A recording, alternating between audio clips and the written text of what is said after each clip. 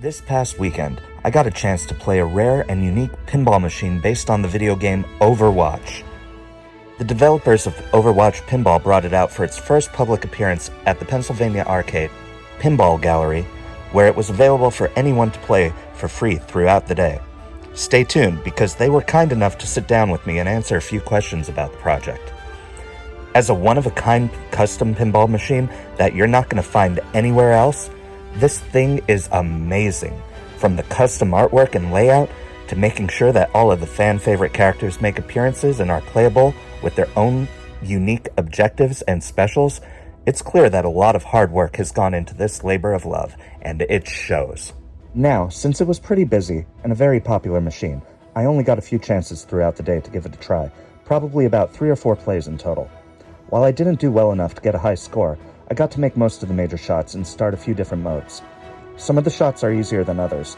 The ramps were pretty tough to hit consistently, but super satisfying when you do. The first thing you do when starting up a new game is you select a hero.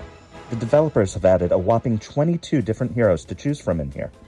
Each of them has a unique starting perk that gives you special bonuses when playing, and an ultimate move that can be triggered by the action button.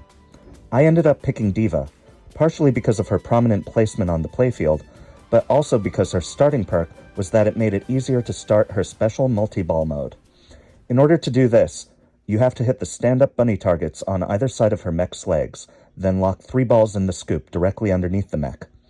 Doing this triggers the 3-ball nerf this multi-ball mode, where it quickly becomes fast and furious. The ultimate move becomes available when you hit enough targets on the playfield. The action button down at the bottom will start flashing, and you can hit it to automatically score all lit shots on the board. Depending on when you do this, it can double or even triple up your score. A well-timed ultimate was what allowed the winning player in the tournament at the end of the night to secure the dub. Overall, I'm really impressed with all the work that's gone into this machine. For something that was basically cooked up in a basement, this looks, sounds, feels, and plays like a modern professional pin, almost on the level of what you'd see from manufacturers like Stern or Spooky. My hat is off to the team, and speaking of them, let's go ahead and speak with them so they can tell you in their own words how this project found its footing.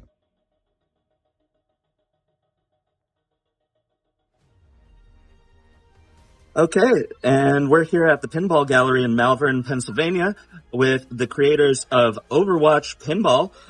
Let's introduce yourselves, guys. I'm Cameron. I'm Mike. And I'm Lucas. All right, and so as you can see in the background, we've got the Overwatch pinball machine back there. So first of all, what was your inspiration for creating a pinball machine based off of Overwatch? Well, I was the first one to play. It was one of the first games I got on my Xbox. We played it for years, still play it, so I got them both into it. Oh, right. So it's like a whole family sort of thing then, right? Yeah. Nice. Even when they were younger. And then Cam really had the idea to do a pinball machine. Yeah, because we've been into pinball for like a few years, more than a few years, like for a while. And then, I saw like people would make homebrews and I just thought it was so interesting. And then I was thinking of themes and I was like, oh, Overwatch is a good theme. Because it's like already a video game and it would probably take well to pinball. Yeah, makes sense. So how do you get started with something like this? What's the first step of creating your own pinball machine? Well, the very first step was agreeing on the theme, getting literally a sheet of paper and deciding kind of like what did we want it to look like in terms of shots and layout. We kind of took pieces from some of our favorite pinball machines like Jurassic Park and Stranger Things and Time to Mars. And then to decide kind of like what the rule set should look like, in terms of wizard modes and depth and that sort of thing. Yeah. But luckily there's also a really deep homebrew community, which I found on Pinside. And there's actually a guy, Ernie Silverberg. He's got a Trident Pinball. He actually sells homebrew starter kits, which, and really even beyond that, through his Discord channel, he acts as a service for folks that are trying to, start to build their own homebrew, build their own machine. Oh, that sounds awesome. Yeah, it's really great. And, we had to stretch ourselves beyond our means and learn new things that we've never done, but that was kind of how we were able to get started, by leveraging the resources of the community. And so just to clarify, this is 100% original. You guys aren't doing like a reskin of an existing machine or anything like that. You guys came up with the layout, decided where you wanted everything to be, the artwork, the graphics, all of that. That's you guys. Yep. Yeah. All of Scratch it. We build. kind of just thought it would be fun to make our own opposed to like just getting something. Right on. And about how long has it taken you guys to get to this point where you have this out in public for people to play and try? It's been about a year and a half, 2 Yeah, years. a year and a Yeah. half. Wow. Yeah. Yeah. What would you say the biggest challenges you've had so far with this project have been? I feel like getting a lot of this stuff like custom designed, like the play field and stuff, because we couldn't do that, so it just took like a long time. We had to like find people who were able to do it, but it did work out. But that was probably, it just took the most time consuming to figure out. Mm-hmm. Right, so we were able to like lay out the playfield in a file the way we wanted, but we don't have the carpentry materials. So we had to leverage someone who had like a CNC cutter that could actually cut us a playfield, for our specifications. I think probably the other hardest thing and the biggest challenge was just learning how to code, because none of us have ever coded before. And there's a software, it's free, it's called Mission Pinball Framework.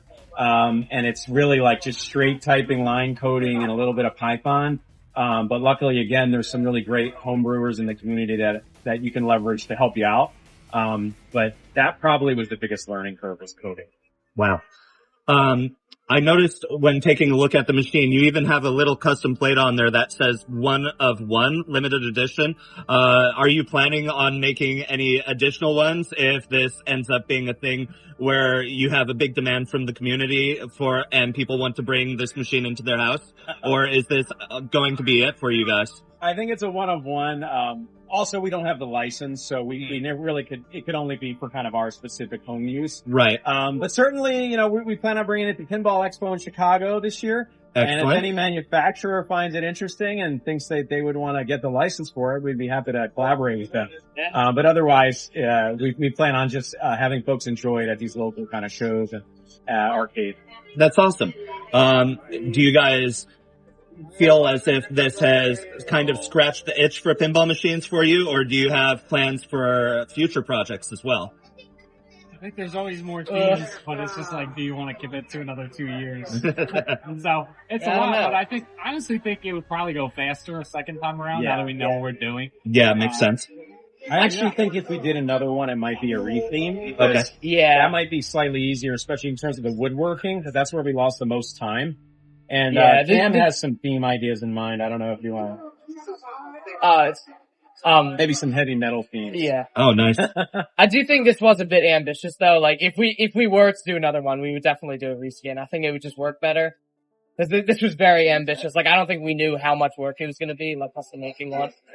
Well, I have to say, after playing it for a little bit, all the hard work that you guys put into it, it really shows. You guys created a fantastic table. It looks beautiful, and you guys should be really proud of yourselves. Thank you. Thank you so much. All right. Thank you so much for taking the time to talk with me.